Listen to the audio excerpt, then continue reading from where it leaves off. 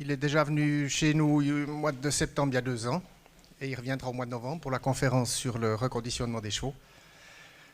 Un cavalier professionnel qui a fait sa première formation au Haras de la Sens, c'est juste, hein, spécialiste de l'éducation et de la rééducation des chevaux. Débourrage de chevaux pour les carrières sportives principalement au Haras de Uzes actuellement et puis depuis combien d'années? 15 ans déjà. Et il forme et débourre 200-250 chevaux par année. Au maximum? Au maximum. C'est déjà pas mal, hein? Donc il sait de quoi il parle. Ok, je te passe la parole.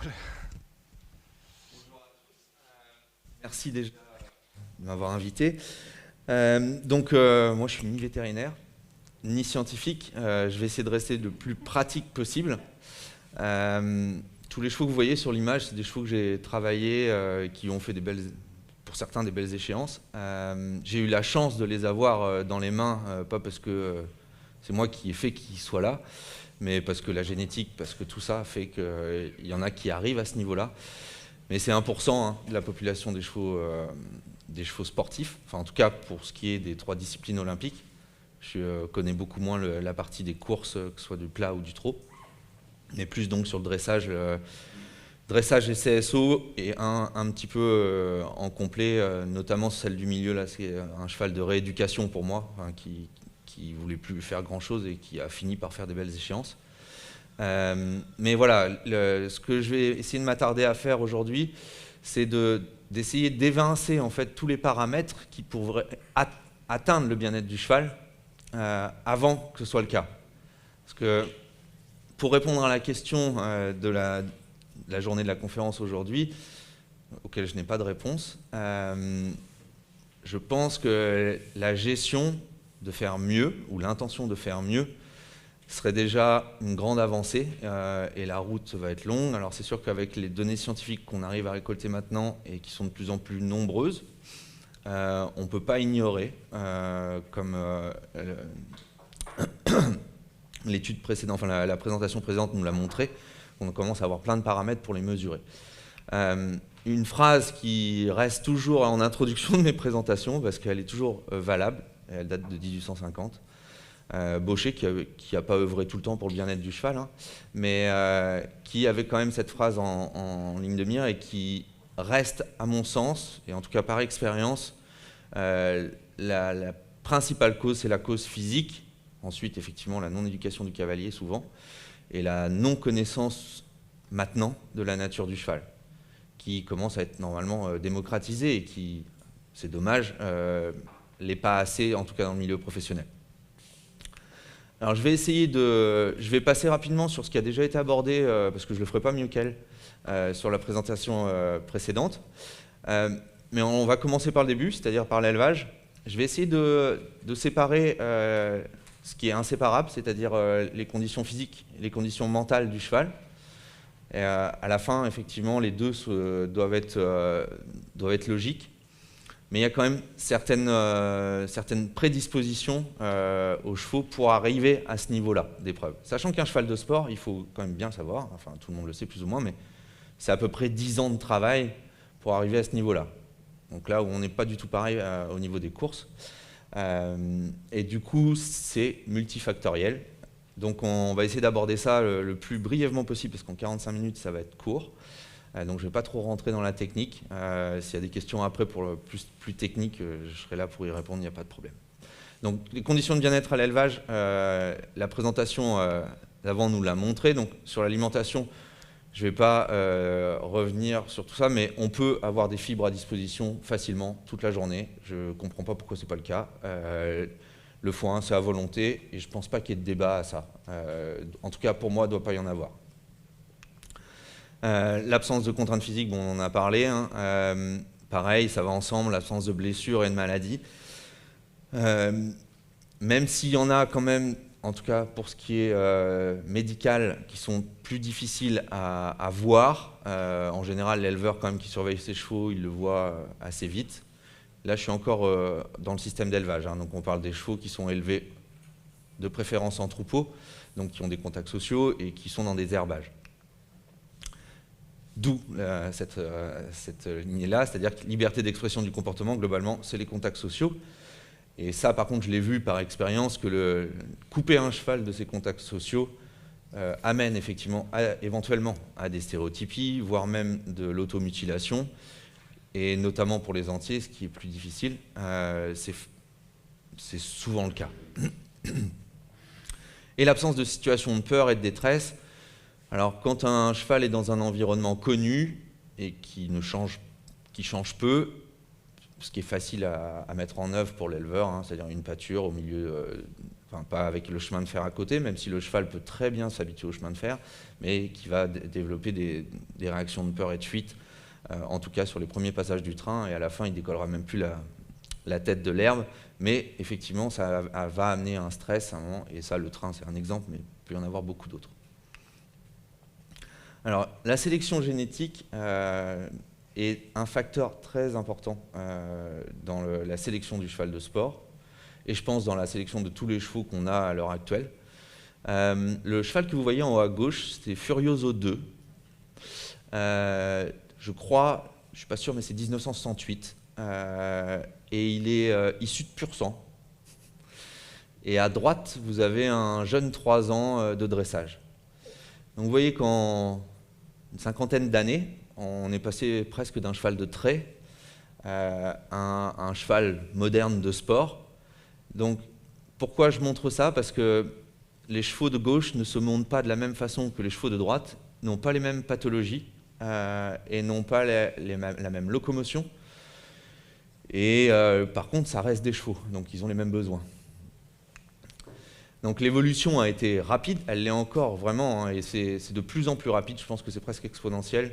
Je disais tout à l'heure, la première jument avec laquelle j'ai pu gagner Saumur en dressage de 3 ans, si je la mettais aujourd'hui à la finale de Saumur, elle serait bonne dernière. Et ça date de 10 ans. Donc ça a évolué à une vitesse vraiment phénoménale, et les critères de jugement évoluent aussi, plutôt dans le bon sens quand même, par rapport à ce qu'on a pu voir justement il y a 10 ans, et vous voyez bien que le modèle des chevaux de dressage, en l'occurrence, a beaucoup changé. On est moins sur des chevaux très armés, on est plus sur des chevaux plus légers, avec une arrière-main plus rapide, plus en place, et on va chercher plus de genoux plutôt que d'étendus, ce qui est beaucoup mieux pour leur physique à terme. Alors l'orientation sportive est vraiment maintenant, c'est très difficile de faire sauter un cheval de dressage et de faire dresser un cheval d'obstacle. Là, ça devient de plus en plus difficile. Ça arrive qu'il y en ait un qui déroge à la règle, mais maintenant, vous les voyez naître, vous les voyez bouger, vous savez ce que c'est. Alors, on ne sélectionne pas pour le complet, parce que voilà, ça coûte de l'argent, il y a moins d'argent dans le complet malheureusement, alors que les chevaux, pour moi, vieillissent mieux et justement sont un peu mieux gérés, parce qu'on ne peut pas courir tous les week-ends en concours complet, ce qui n'est pas le cas en CSO. Mais voilà, l'orientation sportive est faite déjà dès la naissance. Alors, les avantages et les inconvénients, le problème c'est qu'on a sélectionné des pathologies, hein. Alors, il y a beaucoup de vétérinaires dans la salle, ils le savent mieux que moi, sans le vouloir, hein, les chevaux qui vont mettre plus loin l'antérieur, plus haut les genoux, souvent des pathologies éventuellement d'ataxie, en tout cas de réduction du canal cervical et autres, OCD, ostéochondrose disséquante, on va en parler peut-être un petit peu plus après.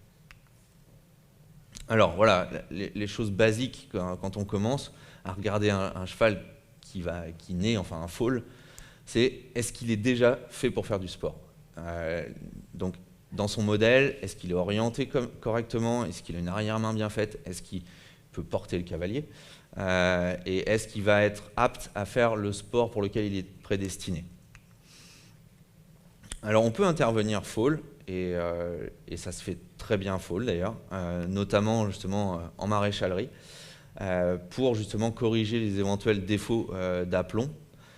Après, le cheval est né comme ça avec les rayons qu'il a, et il va s'utiliser ou pas après. Mais déjà, on peut faire quand même une première sélection foal. Alors voilà, c'est ce que je disais, une fois qu'on a passé ce stade de foal, à partir de 18 mois, on peut interpréter des radios pour l'avenir.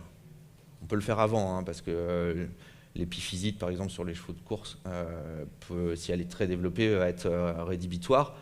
Maintenant, pour les chevaux de sport, le bilan radio, alors c'est pareil, si on fait un élément de comparaison, il y a 10 ans, On faisait 6 radios. Maintenant, on fait ce qu'on appelle le bilan denois du nom du professeur français du CIRAL, qui comporte 14 ou 16 radios, auxquelles on rajoute les phases de Grasset maintenant, parce que sur les profils de Grasset, on a du mal à voir les kystes, par exemple. Et ensuite, on va rajouter les cervicales et on va rajouter aussi le dos. Ça peut être aussi une échographie des sacros peut être aussi fait en parallèle. Quand on a ça, on sait déjà si le cheval est physiquement apte à le faire. La majorité des rééducations qu'on m'a emmenées, j'en en parlerai un peu plus le 13 novembre pour le coup, mais c'était lié les problèmes de réactivité, les problèmes de comportement non désiré par l'homme, parce qu'il n'y a pas de mauvais comportement pour un cheval, il n'y a qu'un comportement qui fonctionne pour lui, sont dérivé d'un problème de douleur ou d'un problème de conformation qui fait qu'il n'est pas capable de faire ce qu'on lui demande de faire. Donc le bilan radio, c'est un début.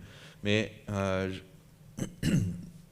le bilan radio, c'est un début. Mais par contre, je pense que le bilan radio ne vaut rien sans la clinique et que la clinique ne vaut rien sans le bilan radio. Encore une fois, on est sur des individus qui sont différents, comme nous. Vous avez des chevaux qui vont boiter à pattes cassées parce qu'ils ont un caillou dans la fourchette. Et j'en ai vu faire des épreuves à 1m40, 1m50 avec des micro-fractures, des processus palmaires. Donc il y a aussi, et ça va faire partie, comme d'ailleurs la présentation précédente l'a indiqué, hein, c'est que le sport de haut niveau, il n'est pas bon pour la santé. Déjà, je réponds un peu à la question, malheureusement. Donc du coup, ils vont devoir supporter quand même une certaine douleur. Et si ce n'est pas le cas déjà lors du débourrage ou des premiers exercices, alors le cheval peut se durcir, il peut évoluer bien sûr, mais avec le grand nombre qu'on a, est-ce que c'est nécessaire de lui faire subir des douleurs alors qu'on a le choix? Je ne suis pas sûr. Alors sur les aptitudes physiques liées à la discipline, on ne va pas chercher la même chose effectivement entre un cheval de dressage, un cheval d'obstacle, même éventuellement un cheval de course, de plat, de trot et d'obstacle aussi, ce n'est pas la même conformation et ce n'est pas les mêmes choses qu'on va évaluer. Dans l'évaluation en liberté, sur les chevaux d'obstacle, là aussi c'est pareil, je torde un peu le cou à pas mal de choses, mais si vous regardez les ventes aux enchères en liberté, que ce soit pour des chevaux d'obstacle ou de dressage, il est très rare de voir des chevaux qui ont fait les top price dans des ventes performer à haut niveau. Récemment, j'ai discuté avec une courtière en chevaux de course. Il s'avère que les gagnants groupe 1 sur les grosses ventes sont des chevaux qui se vendent entre 100 et 110 000 euros. Donc en fait, ce qui est rien par rapport au top price de la vente. Et donc, je ne suis pas sûr que cette évaluation, elle soit judicieuse. Elle est judicieuse en termes économiques, financiers, commerciaux, mais en termes sportifs et aptitudes, j'en suis moins certain. Les concours d'élevage vont nous permettre quand même de comparer par rapport aux générations et donc d'avoir des petits critères qui vont quand même nous aider, comme la réactivité, la frappe. Il y a maintenant des études aussi d'accélérométrie à l'obstacle qui nous permettent de mettre en évidence les paires qui vont apporter plus de rapidité dans l'épaule, par exemple, plus de frappe, plus de recul, etc. Donc ça fait partie de ces critères qu'on peut maintenant comme aide à la sélection. Alors sur la gestion mentale émotionnelle, je vais rapidement passer sur l'apprentissage, parce qu'il a été quand même un petit peu développé par la première intervention. Je vais focaliser un petit peu plus là-dessus, je vais rentrer un petit peu plus dans la technique. Le renforcement, donc on l'a vu sur la précédente présentation, je ne vais pas parler des deux autres, mais en tout cas du renforcement négatif, qui est en fait le fondement de l'équitation qu'on connaît, et le renforcement positif, donc l'addition d'une récompense alimentaire qui est plutôt positive pour le cheval, effectivement. Maintenant, il paraît assez difficile dans l'application de le mettre en œuvre monté, sauf clicker training, qui peut être assez efficace. Maintenant, le démocratiser au cavalier, c'est par expérience assez difficile. Et à chaque fois, on en revient toujours à la même chose, c'est une question de timing, c'est-à-dire que ça soit le retrait du stimulus aversif ou l'addition du stimulus positif, il doit être fait à la seconde, à la microseconde où le cheval pense à faire le comportement qu'on veut renforcer. Donc ça paraît simple comme ça dans le discours. Au quotidien à appliquer, c'est plus compliqué. Maintenant, je pense que si tout le monde avait cette vision-là et essayait de le mettre en œuvre, on pourrait facilement évincer beaucoup de problèmes. Comme le problème de la jambe là, que je mets en exemple. Quand le cheval a commencé à avancer, si la jambe continue, on désensibilise à la jambe. Ça, c'est des concepts qui sont assez faciles à comprendre.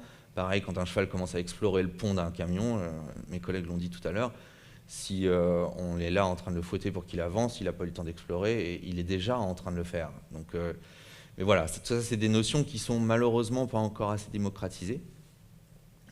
Et il y a des choses qui sont très simples à mettre en œuvre en renforcement positif, ce que j'appelle des renforcements positifs de situation, c'est-à-dire où l'homme n'a pas à intervenir et donc il n'y a pas de timing qui est mis en œuvre. C'est-à-dire pour les soins vétérinaires, c'est hyper efficace.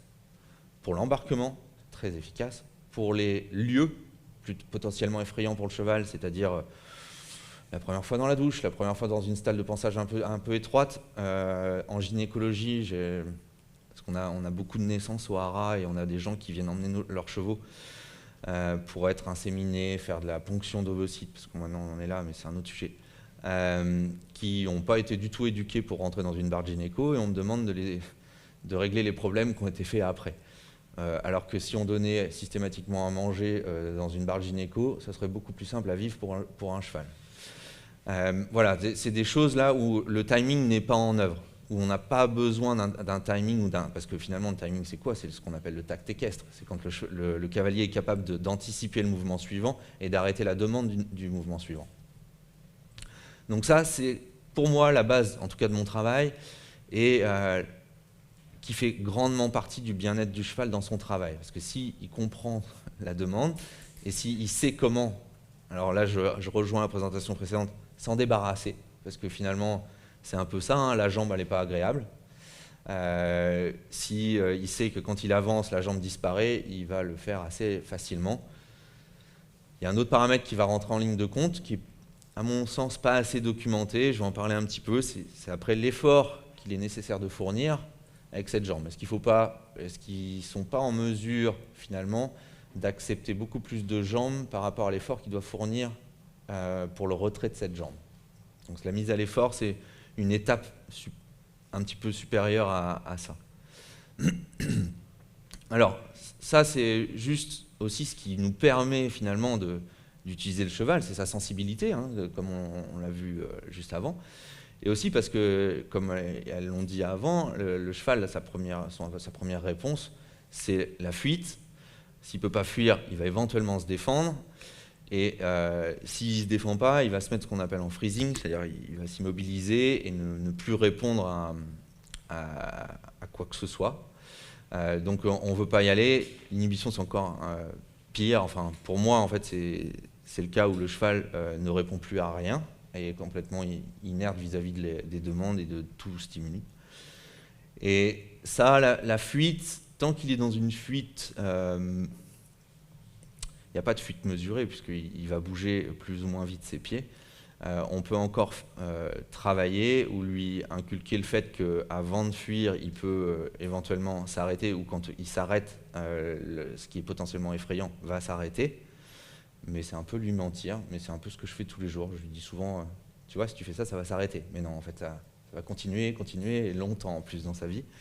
Mais il arrive justement à appréhender son environnement comme ça, et petit à petit, on va rajouter des couches qui vont permettre justement d'aller à ce niveau-là d'épreuve. Alors, il y a une adaptation environnementale qui, pour moi, est très importante concernant les chevaux de compétition.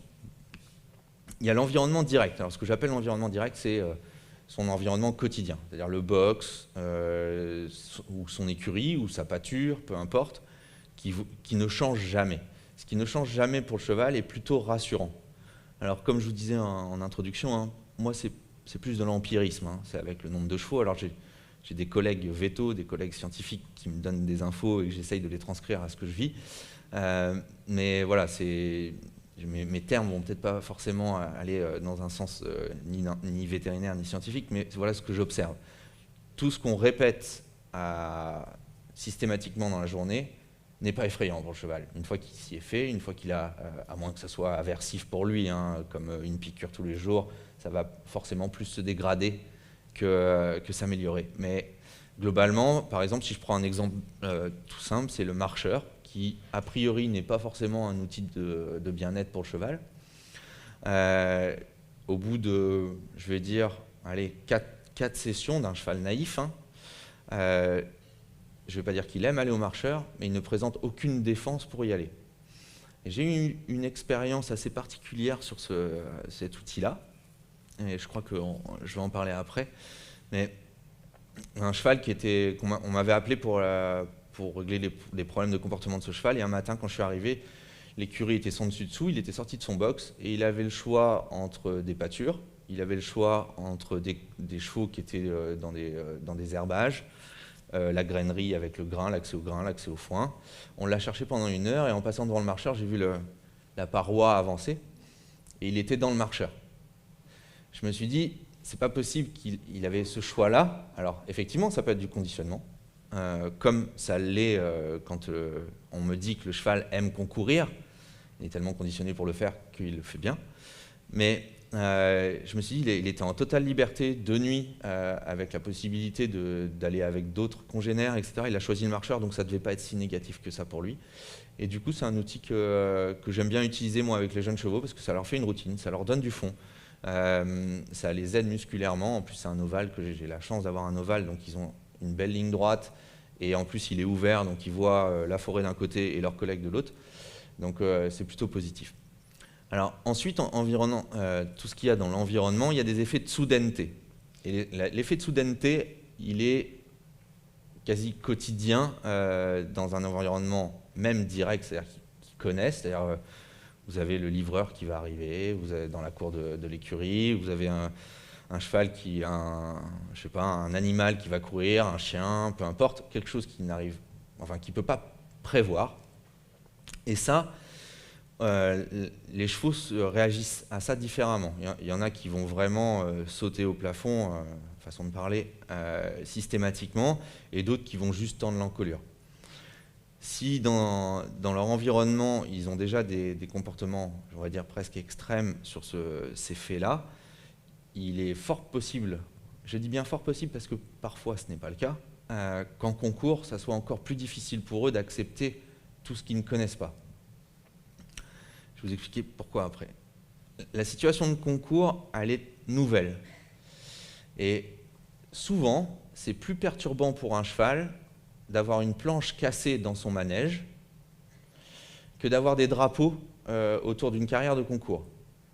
Parce que ce qui change son environnement direct est quasiment plus difficile à vivre pour lui. En tout cas, ça, c'est encore une fois, hein, en les voyant évoluer aussi bien à la maison qu'en concours. Pour l'exemple de la planche cassée, ça va prendre 3 ou 4 jours. En plus, on va changer la planche, elle va avoir une autre couleur sur le pare-botte. Et on va passer 4, voire 5 jours à plus avoir de comportement lié à cette planche. Alors que vous pouvez mettre des planches bariolées dans un manège de concours, ils ne vont pas la regarder.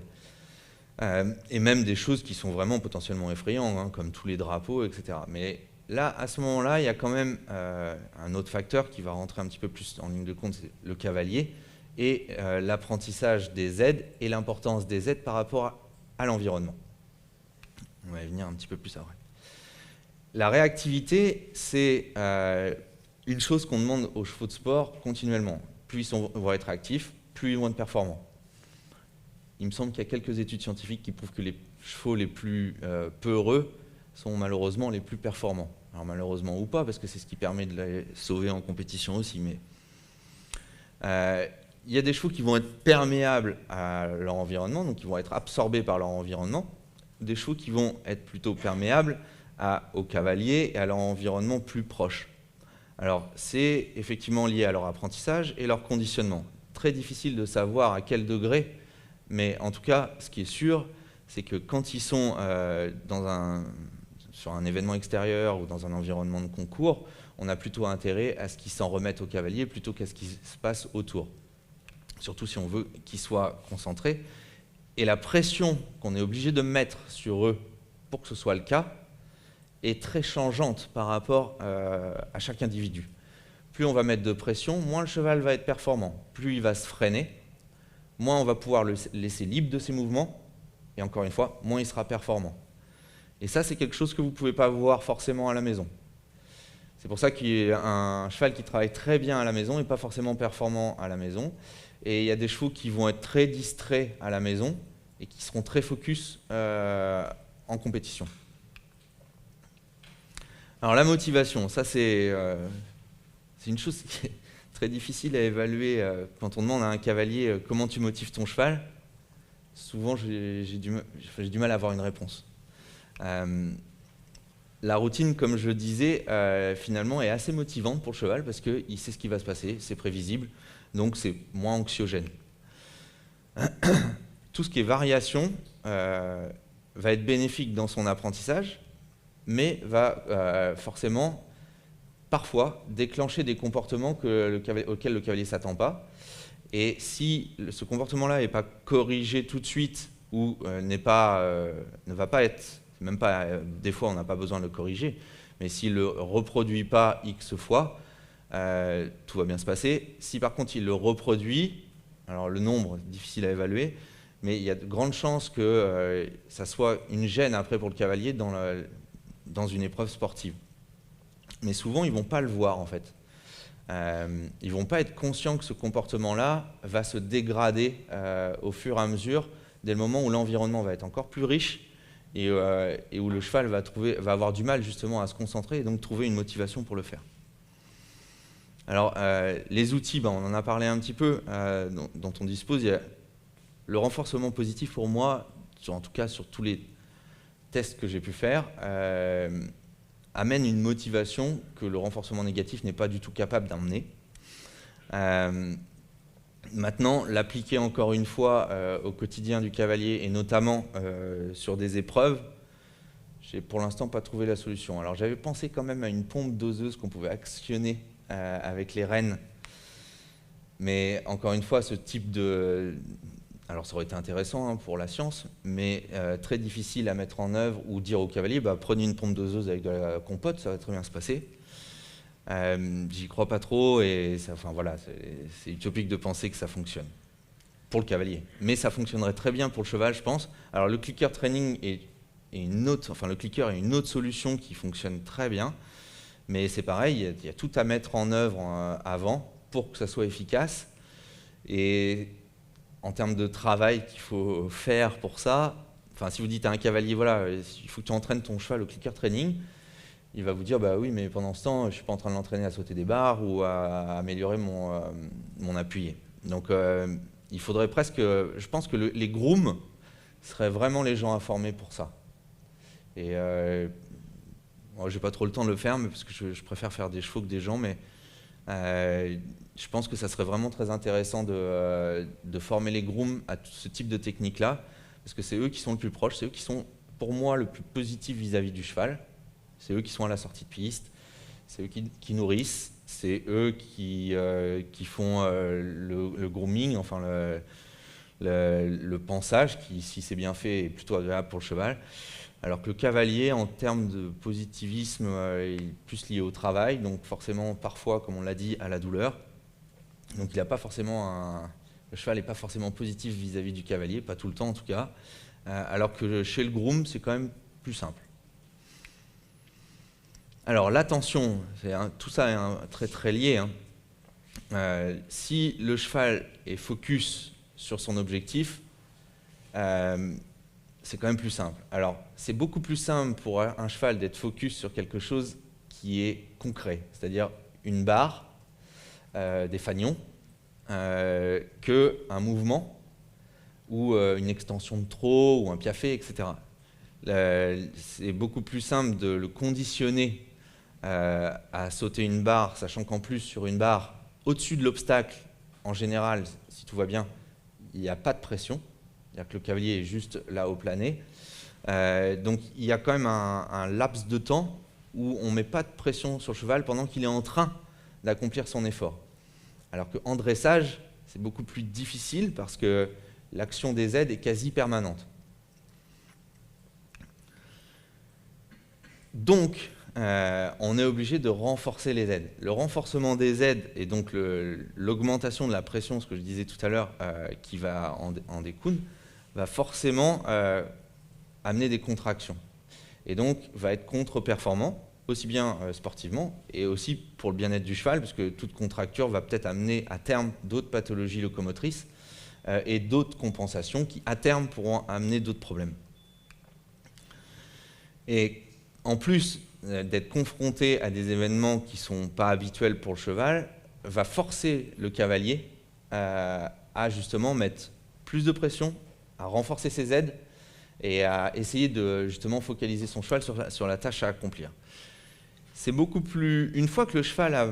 Alors ça, je l'ai remarqué, une fois que le cheval a passé un certain niveau d'épreuve, si on prend l'exemple de l'obstacle, si le cheval a les aptitudes physiques pour le faire, j'entends bien, quand il est habitué aux situations de concours, à sauter au moins 1,45 m, ça va être beaucoup plus facile pour lui de répéter ses efforts, parce qu'il n'y aura pas d'apprentissage, ou peu d'apprentissage, ça va être de la répétition. Par contre, toute la phase d'avant, c'est-à-dire la phase de 3 à 8, 9, 10, 11 ans parfois, c'est là où les risques vont être là, et c'est là où on perd les chevaux d'ailleurs, parce qu'on aura poussé trop, on aura demandé trop, ou il y aura eu trop d'événements à la fois, qui fait que le cheval va soit sortir des aides, donc du coup traverser l'aide. Alors là, c'est multidiscipline. Dès le moment où vous mettez, je donne un exemple, mais vous mettez votre jambe droite pour qu'il cède à gauche et que le cheval traverse et qu'il s'appuie sur la jambe droite, vous lui apprenez que c'est possible de s'appuyer sur la jambe droite. S'il le répète X fois, il traversera la jambe droite X fois. Sauf bien sûr si on met plus de pression, etc., mais avec tous les effets négatifs que ça comporte. Alors, c'est pour ça qu'en termes d'âge, on en a parlé un petit peu avant, il y a quand même plusieurs facteurs à prendre en compte, notamment la croissance, le développement. Alors là, il y a eu une étude qui est parue sur des chevaux de course entraînés de façon précoce, et il y avait eu une autre étude sur les sportifs chinois, qui ont été entraînés de façon précoce aussi, qui montre quand même que l'entraînement précoce n'est pas forcément négatif pour arriver à une performance sportive à haut niveau. La densité osseuse qui a été observée, en tout cas, a été augmentée sur des chevaux de course qui ont été entraînés plus tôt. Donc bon, j'arrive pas à retrouver l'étude, c'est 2 ostéos qui m'en ont parlé et 2 entraîneurs, mais j'aimerais bien avoir les détails parce que c'est intéressant. La croissance du cheval, on est plus ou moins d'accord sur la fin de la croissance, c'est 7-8 ans, et il commence à concourir à haut niveau entre 8 et 11 ans.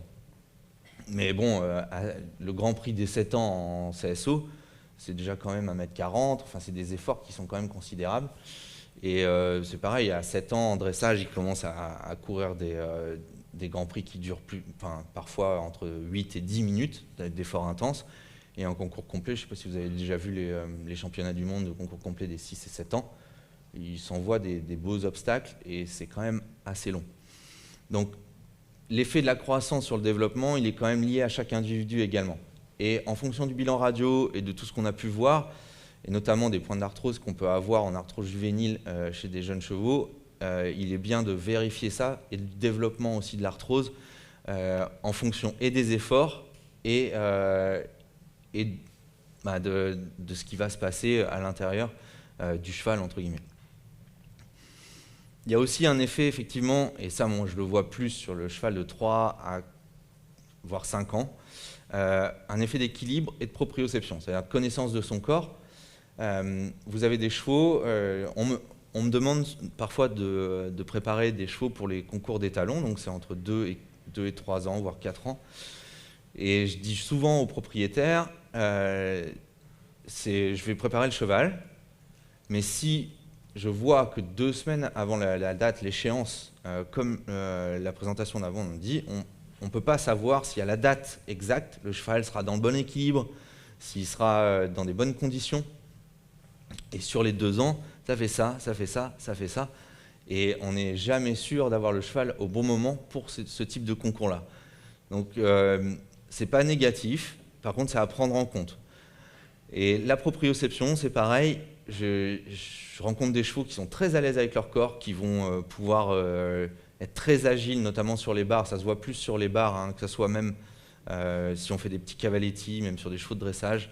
Des chevaux qui vont être très à l'aise, qui vont se reculer naturellement, retaper une petite foulée avant l'obstacle pour être sur la bonne après. Et d'autres où on va être toujours obligé de modifier les distances pour les aider. Et finalement, on n'y arrivera pas forcément mieux, parce qu'ils ont une moins bonne connaissance de leur corps. Donc ça, c'est quand même à prendre en compte. Et à terme, ça a tendance à se gommer, mais ceux qui avaient ces problèmes-là jeunes restent quand même des chevaux à aider, qui doivent être aidés par le cavalier au moment des épreuves. Alors bien sûr, pardon, on ne peut pas faire de sport s'il n'y a pas un travail préalable et un travail de fond. Il y a plein de chevaux qui, par exemple, ont même des petites pathologies de dos où c'est quand même presque mieux pour eux de les muscler avant de monter dessus. Il y en a que j'encourage à longer même 2 ou 3 mois pour qu'ils se musclent avant de pouvoir porter le cavalier. Ce sera plus simple pour eux. Sinon, on va faire face à des problèmes justement de douleur ou en tout cas de contracture. Et du coup, on va être obligé de régler des comportements qui ne seraient pas vraiment apparus si on avait eu des chevaux bien plus musclés ou bien plus prêts physiquement. Donc exercice à pied, ça peut être multiple, hein, ça peut être une simple longe, ça peut être des longues graines, on peut aller dehors, on peut varier, on peut quasiment tout faire à pied quand même. Donc il n'y a pas vraiment de limite à ça, en tout cas pendant que le cheval est au travail.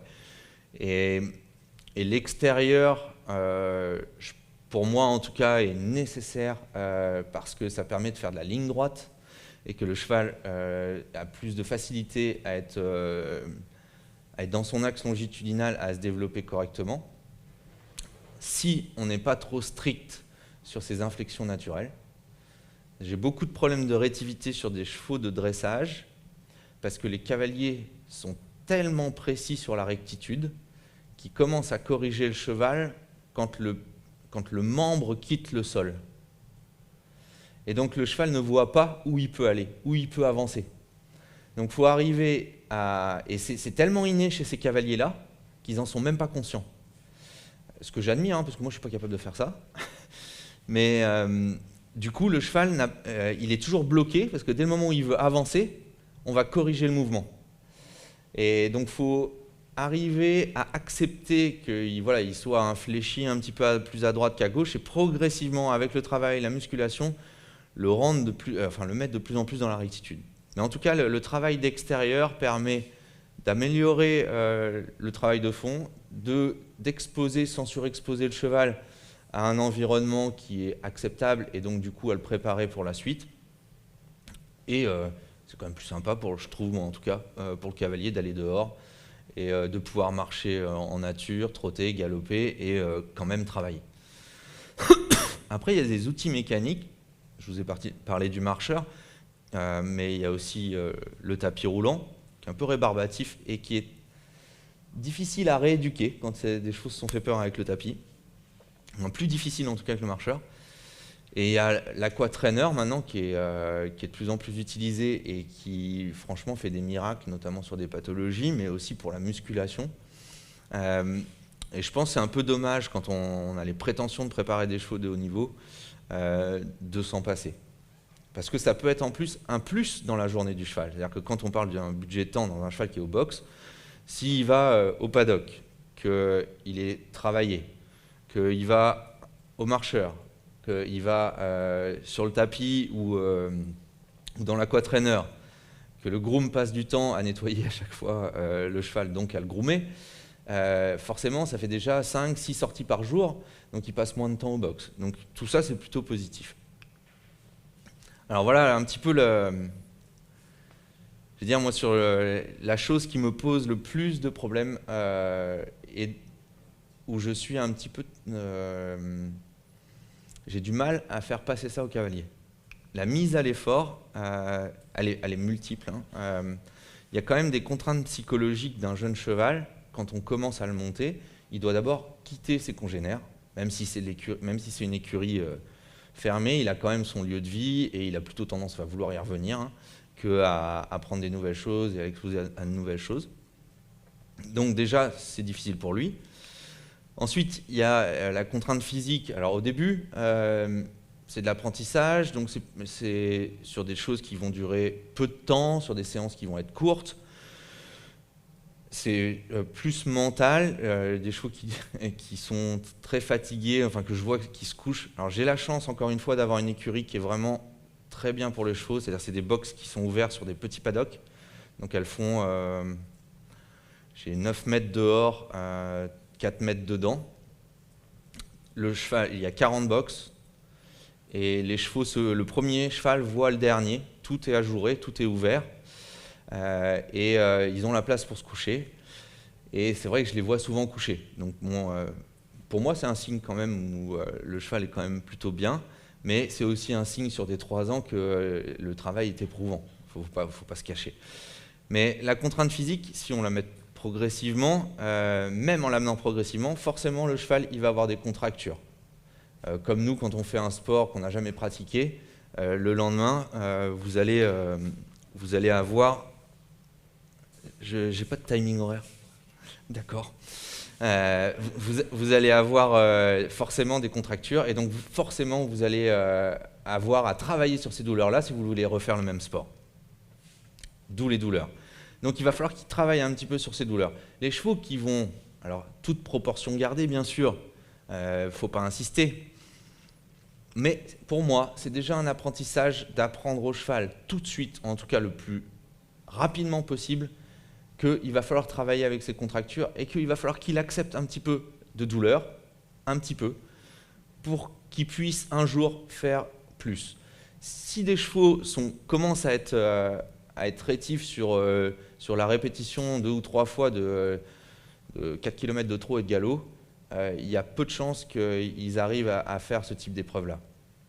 Je dis toujours peu de chance parce qu'il y a toujours un cheval qui va me faire mentir, et c'est l'avantage des chevaux, c'est pour ça que c'est passionnant, c'est que quand on pense avoir raison, le suivant vous dit que ce n'est pas le cas. Alors, bien sûr, il y a une échelle de progression qui est... alors, je vais du coup aller très vite. L'échelle de progression, elle est sportive et elle est normalement régulée dans tous les sports, 4, 5, 6 ans. Nous, c'est la SHF en France qui régule ces programmes-là. Je pense qu'elle pourrait être mise au goût du jour, mais elle est quand même adaptée pour la suite, en tout cas dans une certaine mesure. Il y a un développement musculaire qui va se faire avec ça et il faut aller avec. Et le vétérinaire, le suivi et la prévention qui en découle est très importante. Alors, je ne vais pas rentrer dans les détails, j'ai plus de temps, mais elle fait partie intégrante du système pour avoir un cheval qui atteint ce niveau-là. Et après, on a des indicateurs qui vont permettre quand même de voir, et de plus en plus, justement grâce aux scientifiques, on va pouvoir les mesurer. Alors je pense que c'est pas assez mesuré sur tous les chevaux de haut niveau. Parce que finalement, il y a des études sur les chevaux de haut niveau, moi j'en connais pas, ou très peu. Et du coup, je pense que c'est un travail à faire avec les scientifiques et les cavaliers, mais je pense que voilà, dans l'avenir, il faut que tout le monde travaille main dans la main, même avec les vétérinaires, pour justement ne pas avoir à justifier, en tout cas moins, nos techniques d'entraînement et de préparation des chevaux, et au moins que ça soit de plus en plus éthique et de plus en plus réfléchi dans le sens du cheval. Et les indicateurs comportementaux, je pense que les collègues d'avant les ont bien décortiqués. Alors la conclusion, elle est quand même très difficile à faire parce que si on prend tous les paramètres de bien-être du cheval qu'on a pu voir sur les présentations d'avant et celles que j'ai évoquées ici, et les contraintes du sport de haut niveau, notamment en termes de changement environnemental, d'effort physique, c'est très lié, à mon avis, le bien-être est très lié à un nombre très difficile à évaluer de paramètres, notamment vétérinaires, notamment de suivi et notamment de vie chez lui, et aussi du temps qui passe chez lui. Parce que s'il a un environnement positif chez lui, mais qu'il est en concours tous les week-ends, finalement, il passe peu de temps chez lui. Et donc, du coup, il a des variables qui sont multiples tout le temps, et je ne suis pas sûr que ça soit positif pour lui. Voilà, je vous remercie de votre écoute, et bonne continuation pour la suite. Désolé pour le dépassement.